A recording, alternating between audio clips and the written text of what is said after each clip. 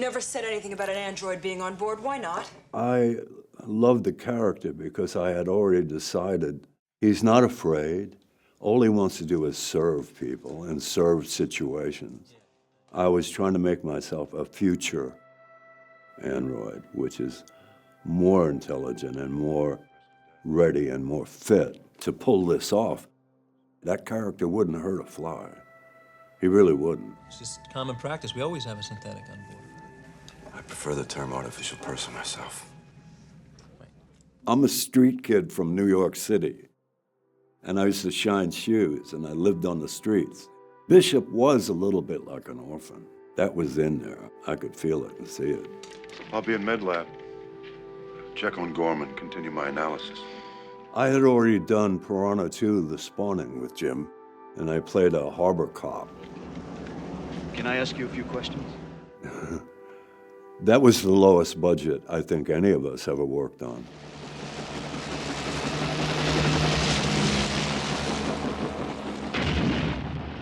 Hemdale said, "Who do you want to play the Terminator?" And he said, "Lance." And Hemdale said, "Anybody but him."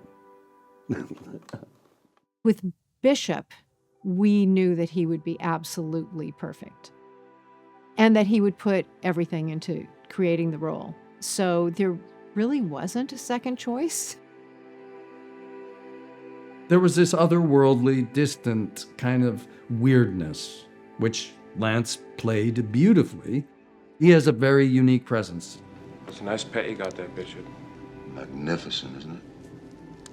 Cameron's famous for his cautionary tales about technology, whether it be Terminator, whether it be Avatar. It's often about the evils of big technology imposing itself on organic life.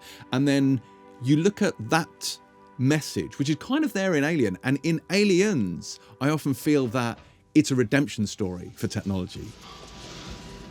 He even references the 3 rules. It is impossible for me to harm or by a mission of action allow to be harmed a human being. That's the Asimov's first law of robotics. The second law is that they must obey a human, except where that conflicts with the first law. The third law is that they must protect their own existence, except where it conflicts with the first 2 laws. One of the things that people sometimes talk about is robotic ethics. If you get an android that is basically indistinguishable from a human, does it have the same rights? Does it have the same moral responsibilities and moral accountabilities? Just stay away from me, Bishop. You got that straight? It's a synthetic human, not a robot. So what does that mean? So he thought, well, I'm going to play him earnestly, thoughtfully, kindly. It's okay, we're okay. He wanted to be the opposite of Ash. I wasn't appreciative because it wasn't in my nature to play that. I've played bad guys, don't get me wrong. I'm sorry to say that. The man is gone. He can't defend himself. But can I make it better? Can I, yeah. I remember he had this idea to put in a contact lens with 2 pupils in it that Jim nixed.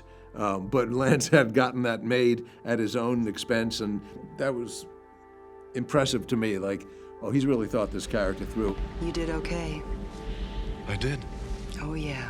They talk about Aliens as being a film about the nuclear family, where you've got Ripley as the matriarchal figure, you've got Newt as the child, you've got Hicks as the patriarch, but not the dominant character. And then there's Bishop, who is, I guess, we refer to as the family dog. You know, the loyal dog. He's there for you. He'll do anything. He'll lay down his life for you. That's right, man. Hey, why don't you go, man? What? I'll go. The legacy of Bishop is so powerful that you see him in Walter in Alien Covenant, who has that same kind of warmth and gentleness about him, and even the calmingness of his voice. She was chief science officer of the Prometheus. The ship that disappeared. Precisely. So I really feel like James Cameron went into writing Aliens in a way where he wanted to further the discussion of artificial intelligence in the middle of a very human culture. I would never understand why you would build an android that looks just like a human. It's the most ineffective shape. It's totally designed to make humans comfortable around the artificial life. They should be on treads, you know, they should have bulletproof things or whatever. If you can make artificial life like that, why are you sending humans out there? Why aren't you just sending all those guys? Welcome, brother. It's another question, so, you know, if I ever meet James Cameron, I won't ask it. Hey, Bishop, man. Do the thing with the knife. Please. There's a well-known scene that Bill Paxton and I did together. He said, "Hey Bishop, do the knife trick." I don't want to see that, man. Come on, man. All right. Before we started shooting, I went to Jim and said, "What if I put my hand on top of Bill's hand and do the knife trick?" Don't move. Trust me. Lance is like a little, Machiavelli.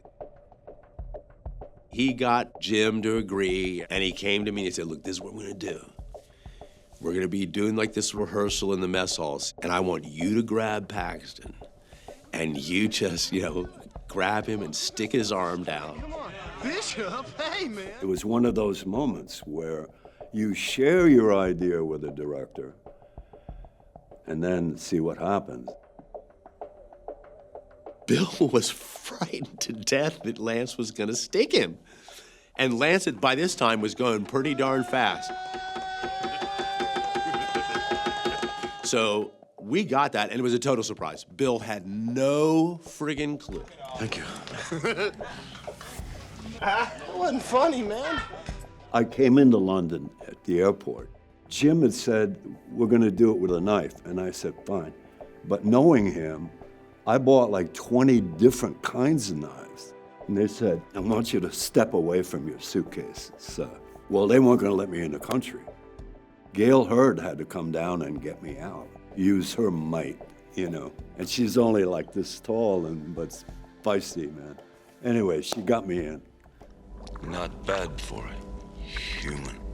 We knew he'd been practicing. We also knew that it was completely illegal to bring any weapons into the United Kingdom. Well, don't for a minute think that that would stop Lance, because, of course, he'd been practicing with these knives, and he wanted Jim to pick one. The weight, the feel, all of that has to be exactly right. So I go to the airport, and I luckily am able to go into VIP and meet with him before he goes through customs and immigration. And he takes me aside and says, there might be a problem. I have a suitcase full of knives. And I said, "Knives?" Luckily, we had a handler who was working with us who was able to get them not to open that bag. They opened other bags. They did not open that bag because they would have been confiscated. But I was sweating.